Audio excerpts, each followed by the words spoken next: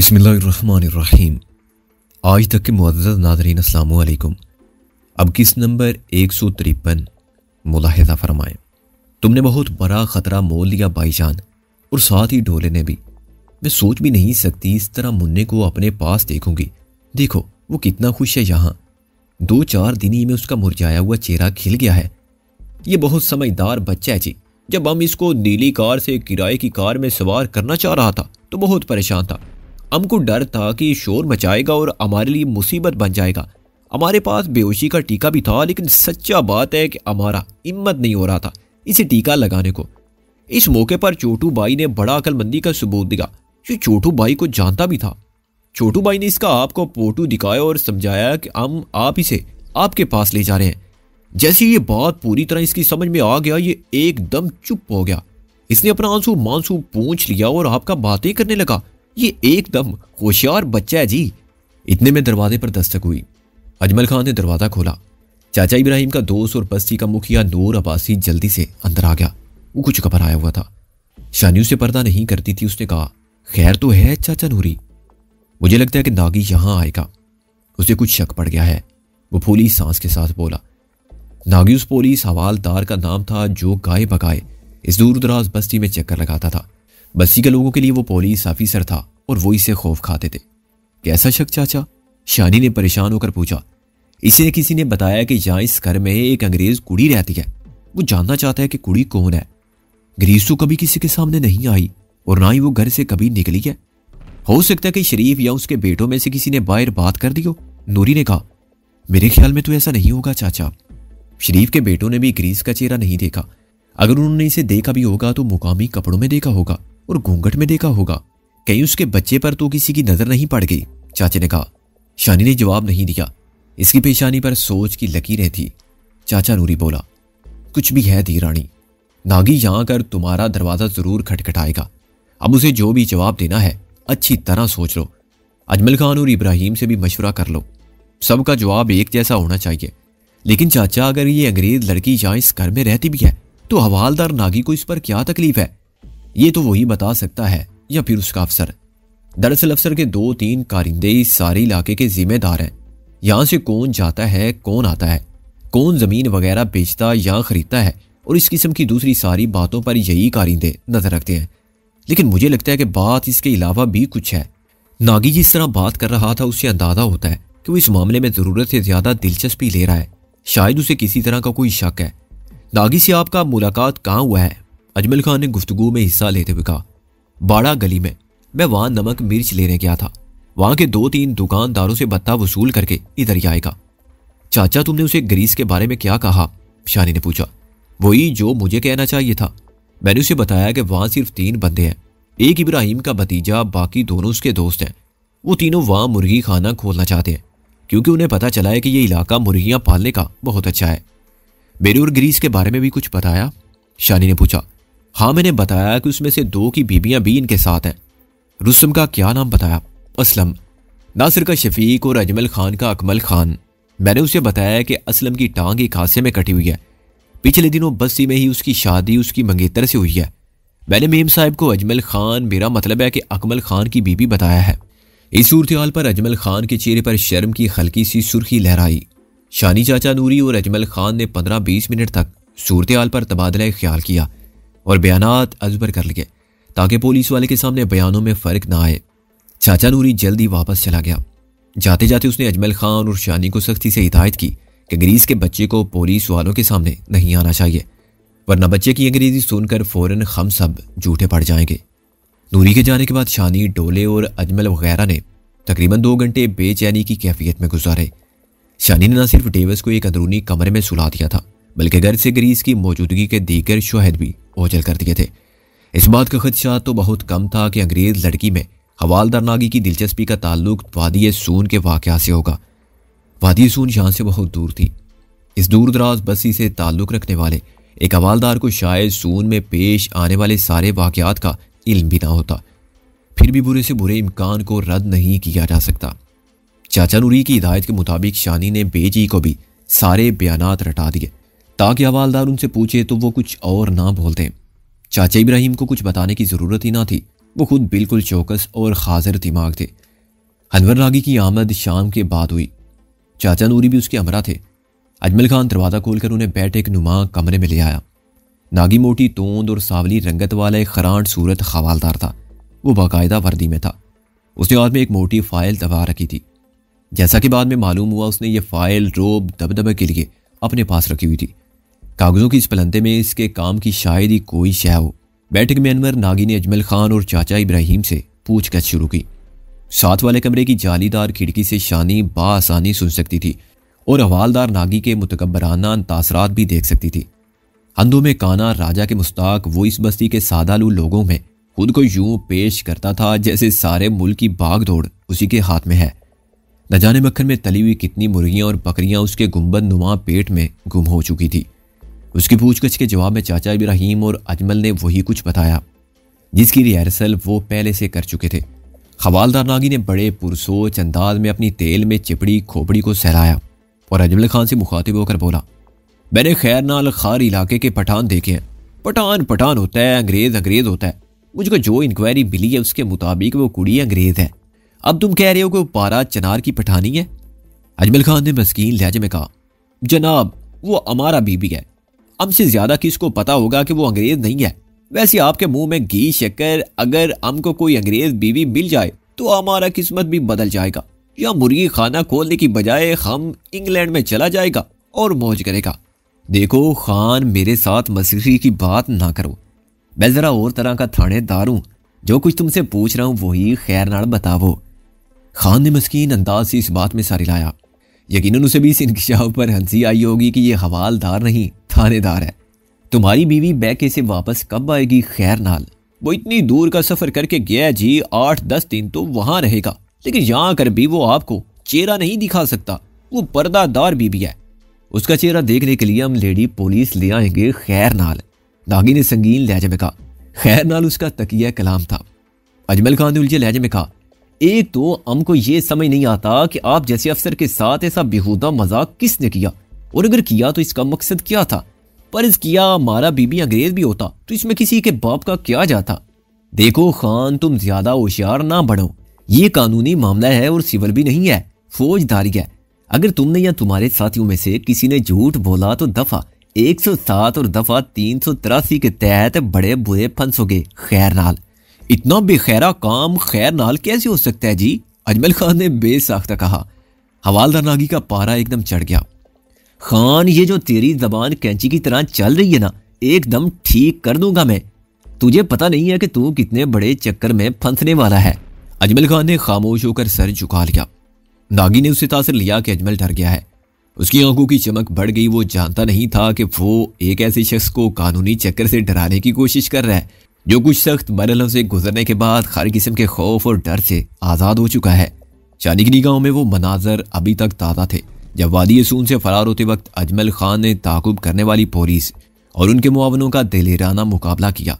उसकी LMG ने jeep की छत पर से मौत की सौगात तकसीम की थी। बाद में मिलने वाली अखबारी इतलात के मुताबिक इस लड़ाई में अजमल खान के हाथों कमोबेश 8 अफराद हलाक हुए थे। जख्मी होने वालों की तादाद भी तकरीबन इतनी थी। इसके अलावा एक गाड़ी मुकम्मल और दूसरी जुज़वी तौर पर तबाह हुई थी। अब ये दिमकज़दा हवालदार अजमल खान को एक अंग्रेज लड़की के हवाले से डराने धमकाने की कोशिश कर रहा था। इसे मालूम नहीं था कि वो बज़ाहिर आम से नजर आने वाले कितने खतरनाक शख्स के सामने बैठा है। वो भड़क कर बोला, अच्छा वो लंगड़ा किधर है? वो भी अपने गांव गया है, 2-4 दिन तक आ जाएगा। चाचा इब्राहिम ने कहा, और तुम्हारा भतीजा? वो भी उसके साथ है जी। उसकी लंगड़ दीन की बीवी कहाँ है? नागी बदतमीजी से बोला। वो यही है जी, इब्राहिम ने कहा। सुना है बड़ी सोहनी है वो, फिर एक लंगड़े से शादी कर ली उसने। ये क्या चक्कर है? नागी की छोटी छोटी आंखों में खबासत थी। वो इसके बचपन की मांग है जी। कहीं ये भी तो अंग्रेज कुड़ी की तरह नशा नसाई अगवा का चक्कर तो नहीं है? अल्लाह माफ करे जी। इब्राहिम ने कानों को हाथ लगाए। यहाँ कोई अंग्रेज कुड़ी नहीं है जी, और ना ही यहाँ किसी धी रानी को अगवा करके लाया गया है। ये मेरे भतीजे के पुराने यार हैं जी। मैं इन दोनों को बड़ी अच्छी तरह जानता हूँ। आपने जिस तरह की तफ्तीश भी करनी है कर लें, हम सच्चे हैं, हमको कोई डर नहीं है जी। अच्छा इस लंगड़े की बीवी को बुलाओ ना खैर नाल है। नागी ने हुक्म जारी किया। शानी ने खिड़की की दर्ज में से देखा। अजमल खान का चेहरा एकदम सुर्ख हुआ और फिर नॉर्मल हो गया। गालिबन इस वजह से हुआ कि नागी बार बार रुस्तम की माजूरी का मजाक उड़ा रहा था। वो अपने तैश पर काबू पाते हुए बोला, लेकिन वो बीबी भी पर्देदार है जनाब। कोई बात नहीं, मैं उसे घूंघट उठाने के लिए नहीं कहूंगा, उसे बुलाओ तो सही। फिलहाल जरूरत इस समर की थी कि इस खर दिमाग पुलिस एहलकार को किसी तरह का शक व शुबा ना होने दिया जाए। अजमल खान और इब्राहिम चाचा उसे खौफजदा और सादालू देहातियों की हैसियत से मिले थे और ऐसे मिलना ही बेहतर था। अजमल खान बैठक नुमा कमरे से उठकर अंदर शानी के पास आया और बोला, एक क्रैक किस्म का मोटी तोंद वाला पैंसा हमारे यहाँ तशरीफ लाया है। खुद को शेर बब्बर समझ रहे और मुंह से गधे की आवाज निकाल निकाल कर हम पर रोब डालने का कोशिश कर रहा है। कोई और मौका होता तो हम उसका खाल उतार कर उसमें बाकायदा फुस भर देता, लेकिन फिल वक्त हमको एहतियात से काम लेना है। आप 2-4 मिनट के लिए आ जाए, वो आपका बयान लेना चाहता है। कुछ देर बाद शानी फरबे अंदाम खवालदार नागी के सामने बैठी थी। उसने एक चादर से लंबा घूंघट निकाल रखा था। दूरूबाज के सामने ही नागी ने शानी से चंद सवालात किए और टांग पर टांग चढ़ाए बैठा रहा। दर हकीकत वो अपनी अफसरी का मजा लेने के सिवा और कुछ नहीं कर रहा था। गालिबन उसने बस्ती में शानी की दिलकशी का चर्चा सुना था और अब यह ख्याल करके महफूज था कि वो उसके सामने बैठी उसके तफ्तीशी सवालों का जवाब दे रही है। तुम्हारी पहली शादी कब हुई थी? उसने मूंछों को ताव देकर पूछा। पहले मेरी शादी नहीं हुई, शानी ने घूंघट की ओर से जवाब दिया। फिर ये बच्चा ये मेरी बहन का है, वो फोत हो चुकी है। उसका शोहर नशई है, वो मरते मरते इस बच्चे की जिम्मेदारी मुझ पर लगा गई। शानी ने देहाती लहजे में कहा। चाचा इब्राहिम कहता है कि तेरा आगे पीछे कोई नहीं है, लेकिन कोई ना कोई रिश्तेदार तो तेरा होगा ना, कोई ताया चाचा, कोई फूफी, कोई खाला वगैरह वगैरह। नहीं, कोई नहीं है। नागी ने एक दर्द भरी ठंडी सांस ली। हो, अगर होता तो शायद फिर तेरी शादी किसी ढंग के बंदे से होती, वो बड़बड़ाया। गालिबन अपने तय उसे तकलीफ पहुंच रही थी कि इब्राहिम ने इतनी खूबसूरत लड़की की शादी एक माजूर शख्स से कर दिया। कुछ ऊट पटांग सवाल करने के बाद नागी अपनी टोन संभालता हुआ उठ खड़ा हुआ और थानेदारी अंदाज में कहने लगा, अभी ये मामला खत्म नहीं हुआ है, मैं फिर आऊंगा। तुम लोग अच्छी तरह समझ सोच लो। फिर मेरी इतला के मुताबिक वो लड़की अंग्रेज है। अगर ये इतला दुरुस्त निकली तो तुम सबको थाने की हवा खाना पड़ेगी। उसने चंद लम्हे तवक्कुफ किया और अपनी बोगस फाइल संभालते हुए बोला, कानून से टक्कर लेना आसान नहीं होता, तुम्हारी तो कोई हैसियत ही नहीं है। वो क्या कहते हैं, क्या पिद्दी और क्या पिद्दी का शोरबा। बड़े बड़े फन्ने खां कानून के सामने गोडे टेक देते हैं। यहाँ तो अखबार नहीं आते, तुम्हें पता तो नहीं होगा, पर बाहर के लोग जानते हैं पिछले दिनों बड़े नामी ग्रामीण डाकुओं का बेड़ा गर्क हुआ है और हो रहा है। आजकल बड़ी सख्ती है थाने कचहरी में। जो इस चक्की में चला जाता है ना, आटे की तरह पिस कर बारीक हो जाता है। नागी ने बेख्याली में अपनी मूंछों पर हाथ फेरा, जैसे नामी ग्रामी डाकुओं को मारने में उसका भी भरपूर किरदार हो सकता था कि इस हवाले से कोई झूठा किस्सा भी बयान करने लगता, लेकिन इसी दौरान में नूर अब्बास दहलीज से बाहर कदम रख चुका था। मजबूरन नागी को भी जाना पड़ा। शानी को बेहद बूढ़ा शख्स शेखी खोर और लालची नजर आया। वो उन लोगों में से था जो किसी भी महकमे में हो तो उसे बदनाम कर देते हैं। जैसा कि शानी को बाद में मालूम हुआ, जाते जाते अनवर नागी चाचा ने इब्राहिम से टैडी बकरी भी वसूल कर ली। नागी के जाने के बाद शानी और अजमल खान देर तक सर जोड़े बैठे रहे और सोचते रहे कि नागी अंग्रेज लड़की के मामले में इतनी दिलचस्पी क्यों ले रहा है और ये किस हवाले से किसने इतला दी। अजमल खान के जाने के बाद शानी कुछ देर तक मुन्ने और डेवर से बातें करती रही। उदास डेवर और मुन्ने को एक दिलचस्प खेल में उलझाने के बाद वो रात का खाना तैयार करने में मसरूफ होगी। उसका ध्यान मुसलसल ग्रीस की तरफ था। वो अब तक क्यों वापस नहीं आई थी? उसके आने के बाद ही रुस्तम के बारे में कुछ पता चल सकता था।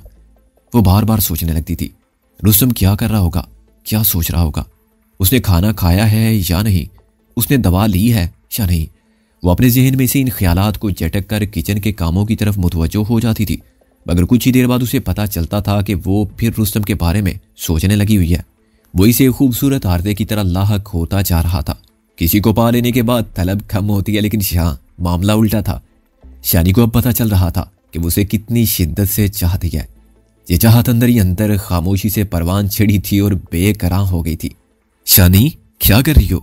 अचानक रुस्तम की आवाज शानी के कानों में पड़ी और उसने तड़प कर अपने अकम में देखा। वहां कोई नहीं था, बस खुली खिड़की में से हवा के सरसराते झोंके अंदर दाखिल हो रहे थे। उसके ऊँटों पर फीकी मुस्कुराहट उभरी और उसने आगे बढ़कर खिड़की के पट बंद कर दिए। वो अपनी हालत पर मुस्कुराई। परसों से कई बार ऐसा हुआ था, कभी उसे रुस्तम की आहट का मुगालता होता, कभी लगता कि उसने उसे पुकारा है। कल सुबह उसे बिल्कुल यही लगा कि रुस्तम किसी से बातें करता हुआ खिड़की के नीचे से गुजरकर झरने की तरफ चला गया है। उसने भागकर खिड़की खोली और बाहर झांका, लेकिन यह बस यही के 2 अफराद थे जो जंगल से खुश्क लकड़ियां लेकर वापस आ रहे थे। शानी ने खिड़की बंद करने के बाद खुद को बिस्तर पर नीम तराज कर लिया। आंखों में आंसू भरकर दिल ही दिल में कहने लगी, आ जाओ ना रुस्तम, आ जाओ। बेजी की आवाज ने इसे चौंका दिया। किधर हो दी रानी? शानी ने जल्दी से आंसू पूंछ लिए। बेजी के हाथ में चंद अनधुले कपड़े थे। उन्होंने शानी से पूछा, ये कपड़े गुसल खाने में डाल दूं शानी पुत्र? हाँ डाल दें बेजी। बेजी वापस मुड़ी तो शानी जल्दी से उनके पास पहुंची। इन कपड़ों में रुस्तम की एक कमीज भी मौजूद थी। शानी ने वो कमीज बाहर निकाली। इसे धोना नहीं दी रानी? बेजी ने पूछा। नहीं बेजी, ये ठीक है, शानी ने जवाब दिया। बेजी ने मजीद कोई सवाल नहीं किया। वो थोड़े ही अरसे में आंखें बंद करके शानी पर भरोसा करने लगी थी। ये उनका अपना घर था, लेकिन वो शानी से यूं हर बात पूछती थी जैसे ये शानी का घर हो। शानी सूरत-ए-हाल पर शर्मिंदा हो जाती थी। बेजी के जाने के बाद शानी दोबारा बिस्तर पर नीम तराज हो गई। रुस्तम की कमीज उसके पास मौजूद थी, जो उसने अपने सीने पर रखी हुई थी। इस कमीज में से रुस्तम के पसीने की हल्की हल्की महक उठ रही थी। यह महक इसे अच्छी लग रही थी। अजमल खान, शानी और चाचा इब्राहिम को रात तक ग्रीस का इंतजार रहा, लेकिन उनकी कोई खबर न थी। चाचा इब्राहिम ने इंदिया जाहिर किया कि अगर कल दोपहर तक ग्रीस और शरीफ की कोई खबर ना मिली तो वो खुद उन दोनों के पीछे जाएंगे। रात को शानी बिस्तर पर लेटी। इसकी एक जानी मुन्ना और दूसरी जानी मुंह बसोरता डेवस था। डेवस को शानी ने खांसी का सिरप पिलाया था। वो थोड़ी देर बाद सो गया, लेकिन मुन्ना जागता रहा। उसकी एक टांग शानी के पेट पर थी। अपने माहौल और अपने बाप से बिछड़ने का जरा भर अफसोस नहीं था उसे। मुझे कहानी सुनाओ ताती, वो बोला। तुम्हें बताया है ना, मुझे नहीं आती। सबकी अम्मियां कहानी सुनाती हैं, तुम भी सुनाओ ना, नहीं तो मैं लो पलूंगा। शानी ने उसे अपने साथ लगाकर एक गहरी सांस ली और कुछ देर चुप रहने के बाद बोली, एक था बादशाह, उसकी एक ही बेटी थी, बहुत बड़े मकान में रहती थी। यूं कहो ना, महल में रहती थी। हाँ, महल में रहती थी। एक दिन उसे एक मुसाफिर ने देखा और देखते ही उसे पसंद करने लगा। उसने दिल में पक्का इरादा कर लिया कि वो बादशाह की बेटी से शादी करेगा। बादशाह की बेटी को भी पता चल गया कि वो उससे शादी करना चाहता है, लेकिन वो बंदा जो था ना, वो डाकू था। लोग उसे बहुत ही बुरा समझते थे, उससे डरते थे, उसका नाम सुनना भी नहीं चाहते थे। ये बहुत ही मुश्किल था कि बादशाह की बेटी से उसकी शादी हो जाती। बादशाह की बेटी खुद भी जानती थी कि ऐसा नहीं हो सकता, लेकिन एक बात थी। क्या बात थी? मुन्ने ने कहानी में दिलचस्पी लेते पूछा। बादशाह की बेटी को लगता था कि यह बंदा इतना बुरा नहीं है जितना लोग इसे समझते हैं। यही वजह थी कि सब कुछ जानते बूझते भी उसका दिल आहिस्ता आहिस्ता उस बंदे की तरफ खींचने लगा। दिल कैसे खींचता है ताती? शानी के चेहरे पर सुर्खी लहराई। उसने मुन्ने को गले से लगाते हुए कहा, ऐसे। बादशाह की बेटी उस डाकू से गले मिलना चाहती थी? उसने बोलपन से पूछा। हाँ, यही समझो। इससे पहले कि शानी मजीद कुछ कहती, कमरे के दरवाजे पर बेताब दस्तक हुई। कौन? शानी ने लेटे लेटे पूछा। मैं हूं बाजी जी, डोले की आवाज आई। शानी उठकर बैठ गई और दुपट्टा दुरुस्त करते हुए बोली, आ जाओ। दरवाजा खुला और डोला कुछ परेशान सा अंदर दाखिल हुआ। शानी के दबे हुए अंदेशे जाग गए। अनवर नागी चला तो गया था, लेकिन शानी और अजमल खान वगैरह को खतरा था कि वो फिर आएगा। कहीं ये कोई ऐसा चक्करी तो नहीं? शानी के जहन से सवाल उभरा। खैरियत तो है डोले? शानी ने पूछा। खैरियत ही है जी, पर वो कहते कहते रुक गया। क्या बात है, तुम बताते क्यों नहीं? शानी ने उसे होले से झिड़का। आपको पता ही है बाजी, मेरे कान दूसरे लोगों से ज्यादा तेज हैं। मुझे कुछ आवाजें आ रही हैं। कैसी आवाजें? शानी डर गई। डोले ने झरने की तरफ इशारा करते हुए कहा, मुझे लगता है वहां परली तरफ दरख्तों में कुछ बंदे छुपे हुए हैं। उनके पास राइफलें भी हैं। वो झरने के नीचे से गुजरकर हमारी तरफ आने की बातें कर रहे हैं। शानी जानती थी कि डोले की समात हैरान कुन है। इसके सूंघने की हिस्स भी गैर मामूली थी। वो एक आम आदमी से कम अज कम 3 गुना ताकत से सूंघ सकता था। जब दाऊद शाम ने शानी और डोले को चौधरी बशीर की तहवील से अगवा किया था, तब शानी ने पहली बार डोले की गैर मामूली कुव्वत समात का मुशाहिदा किया था। यकीनन वो आज भी गलत नहीं कह रहा था। शानी का ध्यान एक बार फिर अनवर नागी की तरफ चला गया। शायद वो फिर आ गया था। शानी ने झरने की तरफ खुलने वाली खिड़की खोली और दर्द में से बाहर झांका। झरने के पार चीड़ और चनार के बुलंद कामत दरख्त खामोश और तारीक थे। अचानक शानी ने महसूस किया कि दरख्तों में से किसी छोटी टार्च के रोशन दायरे ने हरकत की है। यहाँ कुछ लोग मौजूद थे, यकीनन मौजूद थे। वरना आमतौर पर शाम के बाद इन दरख्तों की तरफ कोई नहीं जाता था। ढोले की तरह की तस्दीक हो गई थी। शानी ने खिड़की बंद करके लालटेन की लो मदम कर दी और तेजी से मसहरी की तरफ आई। सबसे पहले उसने डेविस को गोद में उठाया और उसे घर के स्टोर नुमा कमरे में पहुंचा दिया। वो कफ सिरप के ज़ेरे असर सुकून से सो रहा था। ग्रीस के इस्तेमाल की तमाम एशिया वो हवालदार नागी के आने से पहले ही एक जस्ती पेटी में लिहाफों के नीचे रख चुकी थी। अब बज़ाहिर घर में एक सफ़ेद फार्म औरत की मौजूदगी का कोई सबूत नहीं था। न जाने क्यों शानी के जहन में यही बात आ रही थी कि अगर कुछ लोग वाकई इस घर में घुसना चाहते हैं तो फिर उसका ताल्लुक ग्रीस से होगा। वो दौड़ती हुई गई और घर के दूसरे पोर्शन में मौजूद अजमल खान को सूरत-ए-हाल की इतला दी।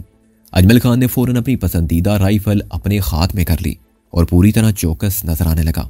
शानी ने कहा, खान, अगर कुछ लोगों ने घर में घुसने की कोशिश की तो तुम हवाई फायरिंग करना, इससे बस्ती वाले चौकस हो जाएंगे। बल्कि मैं तो कहती हूं तुम अभी 2-4 फायर निकाल दो। ठीक है शानी बहन, आप अंदर चली जाएं, या जो कुछ भी होगा हम संभाल लेगा। किसी माई के लाल में इतना जुरात नहीं कि हमारे होते हुए हमारा बहन को नुकसान पहुंचा सके। उसने अपनी 7mm पर ग्रिफ्ट मजबूत करते हुए कहा, लेकिन यहाँ जोश से नहीं खोश से काम लेना है खान। हमारे साथ 2 बच्चे हैं, इनकी हिफाजत सबसे जरूरी है। आप बिल्कुल बेफिक्र हो जाओ मेरा बहन। अजमल खान ने आस्तीनें उड़स ली। शानी मुन्ने और डेविस को देखने के लिए अंदर चली गई। मुन्ना जाग रहा था। डोला उसे बातें करके उसे बहलाने की कोशिश कर रहा था। शानी ने लालटेन की लो मदम करके दरवाजा अंदर से बंद किया। इसका दिल तेजी से धड़क रहा था। कहीं पुलिस ने इनका सुराग तो नहीं पा लिया था। पुलिस का ख्याल जहन में आते रियाज हिटलर की खौलनाक सूरत शानी की निगाहों में घूम गई। क्या उस मनहूस से फिर मुलाकात होने वाली थी? इसने दरवाजे की चूरी में से देखा। सहन में अजमल खान दिखाई नहीं दिया। वो सीढ़ियों पर नजर आया। शायद वो छत पर जाकर इर्द गिर्द का जायजा लेना चाह रहा था। चाचा इब्राहिम सेठ के बस में खड़े थे और खान से पूछ रहे थे कि वो ऊपर क्यों जा रहा है। दफतन शानी का दिल सीने में फड़क कर रह गया। कुछ अफराद बैरूनी 4 दीवारी से कूद कर शहर में आ गए। उनकी तादाद 5 से कम न थी। वो तकरीबन एक ही साथ कूदे थे। उनके कूदने से जो इर्ताश पैदा हुआ वो शानी ने अपने पांव तक महसूस किया। उनमें से 3-4 अफराद के हाथ में कुल्हाड़ियां साफ दिखाई दे रही थी।